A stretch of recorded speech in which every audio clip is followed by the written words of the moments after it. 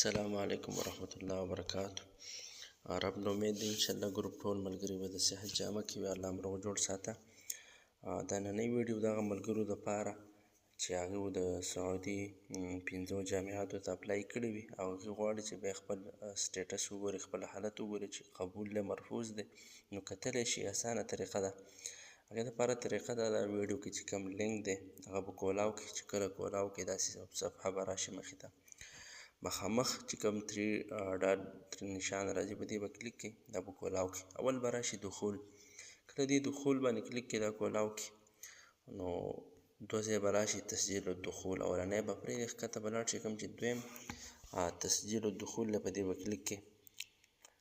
کله چې دا کولاو کړي مخې سره داسې یو صفحه به راشي، اسم المستخدم او کلمة المرور.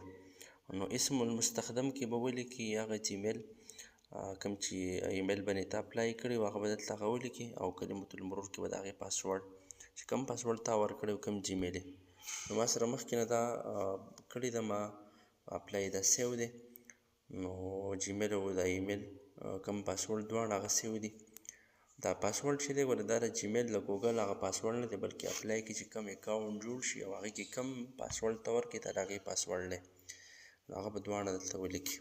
د هغې نه پس بیا دا لاندې چې دا کوم دریم رمز دلته به دا برنۍ انسي چې دا به ولیکي، انګلیش کې یو حروف وي، غټو حروف واړه دواړه به وي، انسي هم کیدی شي دا به ولیکي. څنګه چې دغه شانتې به ولیکي، بدلی را بدلی به نه، لکه مطلب وی ما ولیکو 3 شو، بیا 7 بیا 4.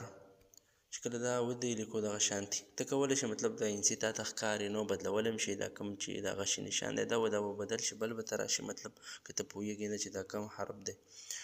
بیا هغې نه بعد به دې دخول باندې به کلیک کړي. دخول باندې کله کلیک کړي مخې ته به داسې یوه صفحه کولاو شي، نو بیا دا مخامخ چوت سر کې چې کوم دا 3 نشان دی دا به ووښي. دا چې ووښي کوم چې صفحې مخې تا ته کولاو شي، دې کې چې کوم دا دویم الطلبات په دې به کلیک کړي. چې دې باندې کله کلیک کړي تا ته به مخې ته راشي خپل چې کوم سټیټس یې دي هغه به تا ته د جامعه ښکاره شي. لکه مثال په طور دا 5 جامعات دي، دې ته موږ اوس اپلای کړې ده.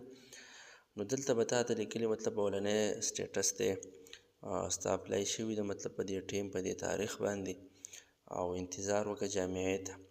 یا به درته لیکلي که څه وخت پس مرفوض یا مطلب مقبول، که مرفوض مطلب ریجیکټ، مقبول مطلب بس قبول شوې، نو بیا به هغې ته وروسته انتظار کې ایمیل ته.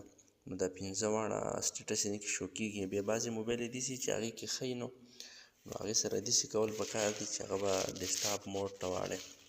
هغې دپاره دا طریقه ده چې دا براوزر کې دا 3 ډاټ بعضې کې بارئ، بعضې کې لاندې، نو په دې 3 ډاټ به کلیک کړي. چې کله کلیک کړي ډیسکټاپ سایټ ته به راشي.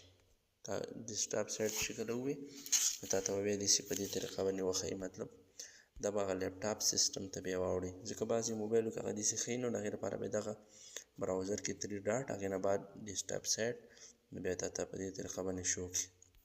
نو دلته اوس ته کتلی شي، خپل ټیم هم کتلی شي، هر څه کتلی شي، خپل رقم الطلب د ټولو جامعاتو هغه ته بیا کتلی شي. نو هر یو ملګری کولی شي چې په دې طریقه باندې خپل اپلای هغه سټیټس هغه وګوري، خپل رزلټ وګوري. الله دې وکړي چې ټول ملګري هغه د مقبولینو نه وګرځېږي. او بس هر ځای کې چې وي موږ خپل دعاګانو کې یاد ساتئ، او انشاءالله مزید معلوماتو دپاره هغه تاسو واټساپ ګروپ شته هغه جاین کولی شئ، معلومات حاصلولی شئ.